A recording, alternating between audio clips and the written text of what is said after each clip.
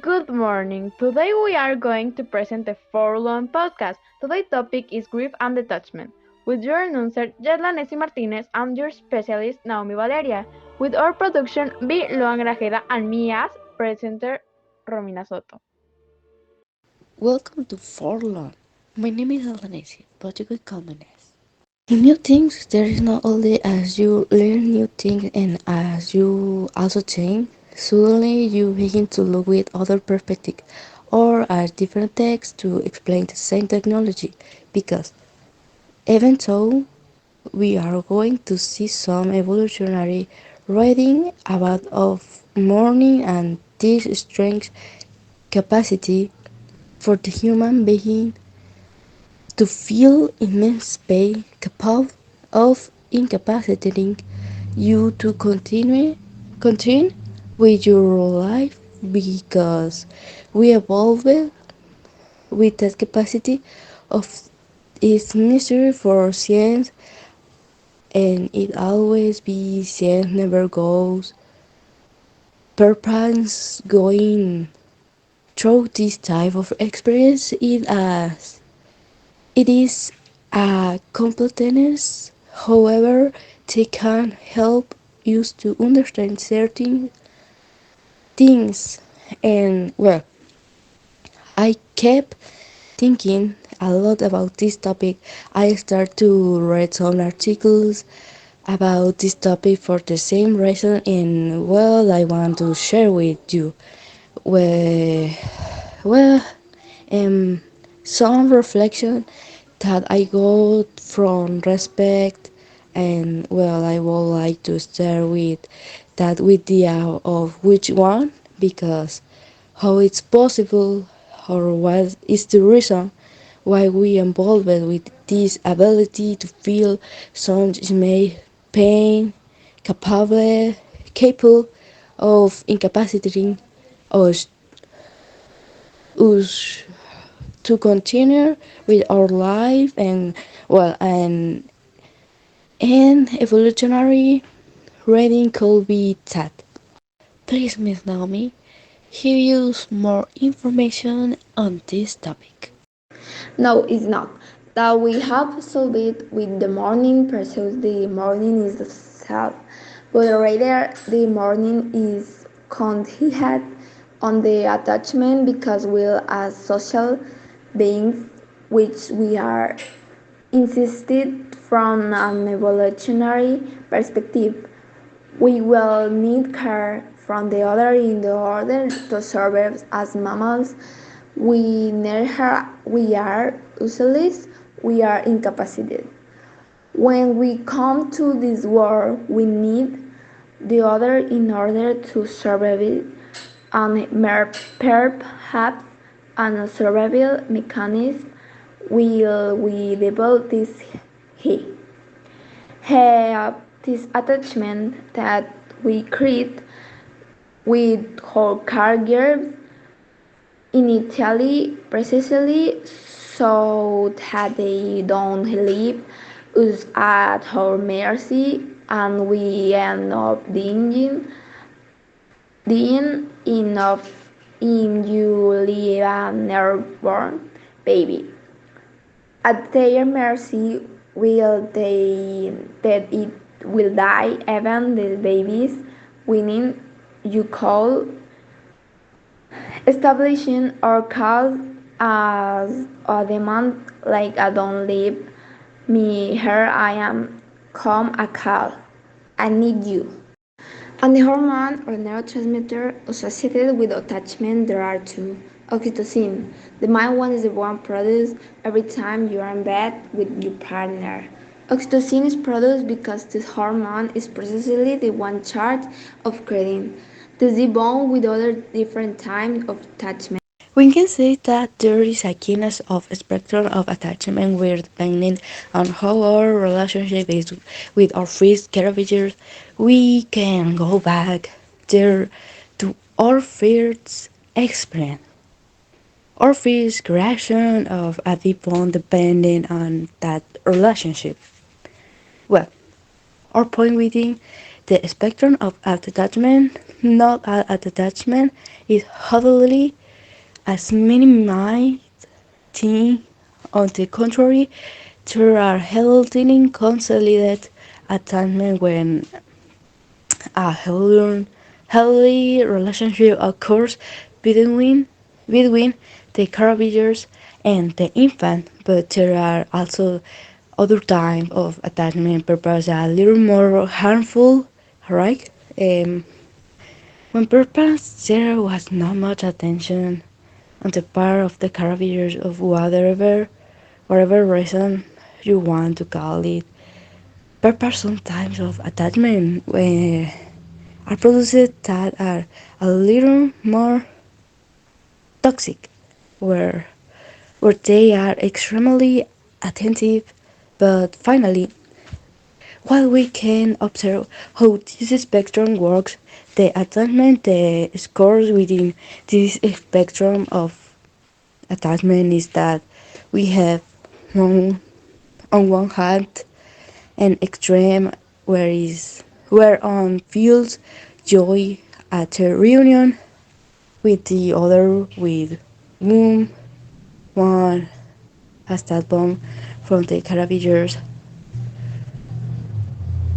and sadness or pain at the separation from the Carabiners or from the other person with whom one has a significant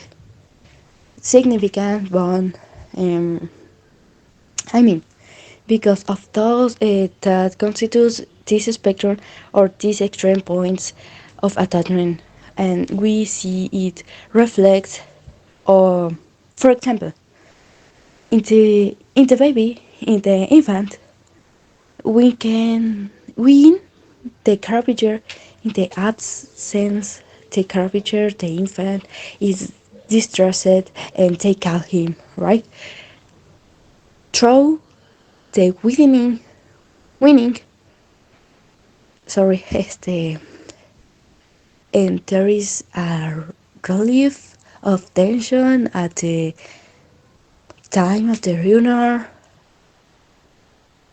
This is so much ambivalence behind the attachment, not that ambivalence of pain in the absence and relief at the reunion. And this is my, well, we can see it reflect throughout our life. How do we feel when we meet with a person we love, right? Okay, and how do we feel when we say goodbye to a person we love? The problem is that I hope you are enjoying the podcast. We will wait space a commercial later. We will be back.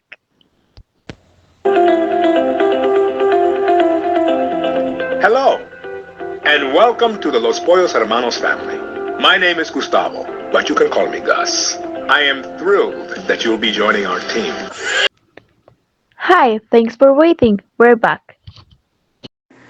I mean, just a psychologist. Here I have the name thought I want for you a psychoanalyst.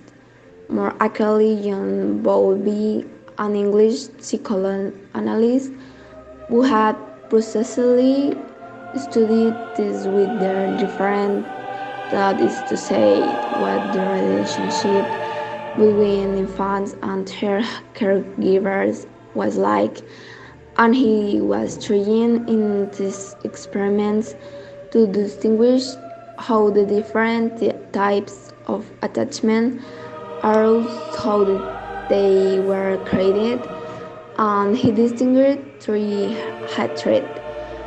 Perhaps we can tell about that in another episode because because I don't want to focus so much on attachment on this occasion. I want to talk about grief, but will, as an introduction, tell a little bit about the words in order to reduce is to grieve and that and what he observed. one of the things that he observed. He, because also he. I also observed observed or also tried to investigate about loss in thought. He what boldly observed is that the ways in which infants responded to separation from their caregivers was very similar to the response that people in adulthood had to the loss of a loved one, and it is that will in the part of attachment in life will you have this possibility of relieving tension, relieving pain and reunion because will the other is alive. Will you cannot know well you can't know about the other. You can't tell to the other and there's perhaps occurs or is alleviated some pain and separation. But the problem of loss is that there is no relief in the face of loss. There is no relief. And you have to no choice or no one else is left who will precisely enter into a grieving process and there is nothing left but the face, the mind and will end up adapting and perspective that will derive different perspective that I spoken about to now how story that have spoken about it precisely attachment no have no has even money see it has a root of suffering will just precisely the loss a loved one and brother a child parents friends are definitely the some of the most traumatic experience that one can live in one life. It is one of the things that make us suffer the most and finally if we talk about that grief is the product of this necessary one human condition of creating meaningful bonds with others and that this strong attachment will precisely we can say hey of course attachment is one of the roots of suffering but perhaps something sometimes it is misinterpreted hey this idea of attachment because I insisted as we mentioned before attachment no is not bad it is completely natural to generate attachments with others the problem is that they are possession with this spectrum of attachment is in a very toxic place and one of the people perspective that has given a lot of experience about this subject. Well, there are two in particular that I want to share with you on this well story philosophy as a society to struggle. The story that he thinks about the natural is impertinence of things now and the simplest at the same time considering the impermanence of our loved arms. We don't know I know that at some point the things and people we love with ourselves with perish, and this implies this subject, not necessarily, of course, not an I it shall not be misinterpreted. Also, the notion of creating meaningful links are a notion of wanting to enter into a relationship at all, but this suggests more than anything a committed or entering into a relationship with the, under the consideration that the other is borrowed away, that we cannot possess the other is borrowed with, even we ourselves are borrowed with, and it seems to me that with this consideration of the natural impairments of others, of the people we go to call, make us value more our relationship with our loved ones and enjoy more of our relationship without getting getting attached to a toxic level, and we say that scarcity is directly related to the evaluation of something, that is, that is this cognitive relationship between the more cares or the more consideration of the cases about something, the more value we give. Because if we can enter into a relationship considering the natural impairments of it and or of one another, perhaps it could help us to be able to focus on the significant things with the other, and also to let go of perhaps insignificant things and love each other in the best way possible, in which we can hold our hands in the best way possible. It goes into this possible way that we can to love is an other in the best possible way, and there is another perspective as well that go further on the parallel with in the Buddhist one, right? We know that in Buddhist there is also a lot of talk about attachment and detachment, but I insist sometimes this idea is misinterpreted attachment as if we can think that a type of attachment are bad, and it seems to me that it's not. Um, and rather, I believe that the Buddhist doctrine no, mm, it does not suggest detachment and a mandate to renounce relationship at all for nothing, but also, as we mentioned only with historical philosophy to enter into a relationship or to commit to the other, considering the impairments of the other or oneself, as we are saying. It seems to me that science will never get to cross verbs.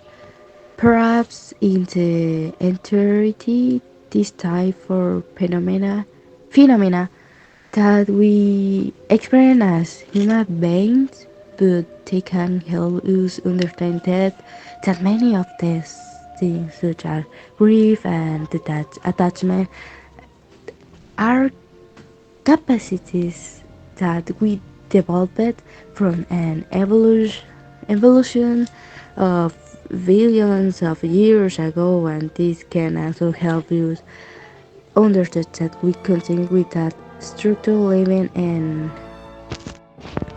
2021, and perhaps understanding where this type of capacities come from. It can help us to try to get a little closer to the human condition, but where science stop where it stop general because there are certain things I insisted that completely escape this intention of sense, and that is when philosophy arrived in um, when poetry also comes to try to mean or give meaning to this human experience that are also universal phenomena.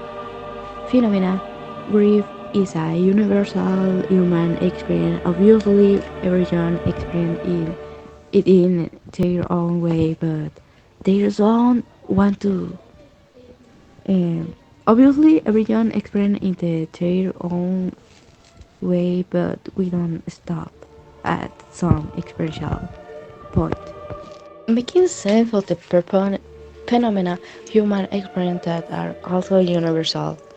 Um, this is this pain, this sorrow, and as I say, there is a time when poetry must come to try to give justice to phenomena, and it is here where I want to share with you now two reflections that are so yesterday inspired by this topic, which is precisely that, well, when at the moment of the love a lover one, a footprint is produced when you leave your foot from the sand. There is a footprint, but the footprint has the shape of that foot. Um, the only foot that fits within that footprint is the one that was there. The same can be said of the love a loved one. When a loved one leaves, they take with they take with them that part of your head that they occupied, because it seems to me that all the people we love occupy a certain part of our heart. So when a part it takes with is this part that it occupied and no one else fits in there because it has its own so territories that it reflects an endless absence, because I insist no one else fits there. It is an endless absence. Happiness is the absolutely opposite of meaning, because meaning is present. Meaning is present insofar as meaning means that there is something, there is content there, there is a meaning.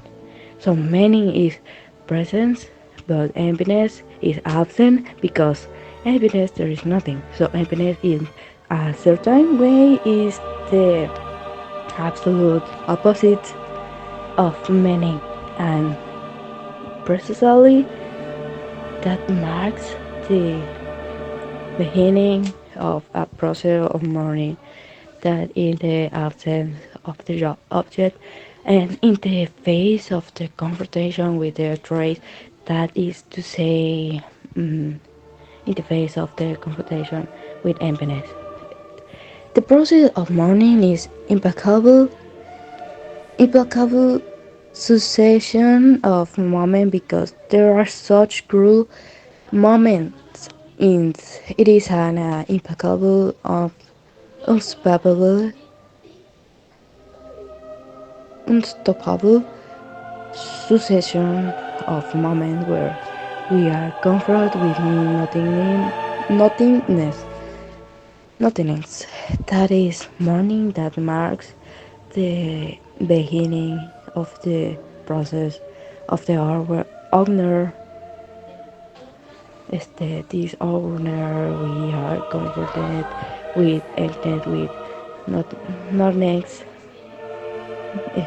nothing else with absent and in that sense in the work of morning the best thing will be that after that confrontation with nothingness one color built uh, meaning in the void.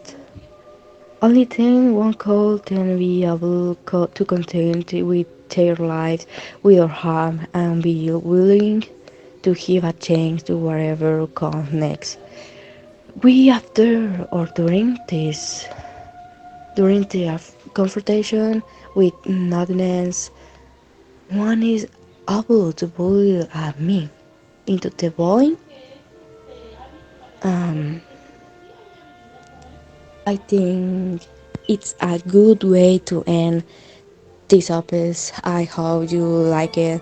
It's agree it's the price you pay for loving events. So I would want to love even a lie because lie less because the pain of grief is nothing compared to the pain of never having built. If you liked this episode and you want to share it with someone else, I would really appreciate. What do you think? How do you experience grief? How have you experienced any loss? I think that many times the way in which one can talk about this topic is from one's own perspective, but when we share different lens and point of view, I think that a fair vision is a credit about that topic. So if you want to share any experience with this, I would really appreciate it. Thank you for listening. We leave you with this melody as the last one. See you later, and this we are for life.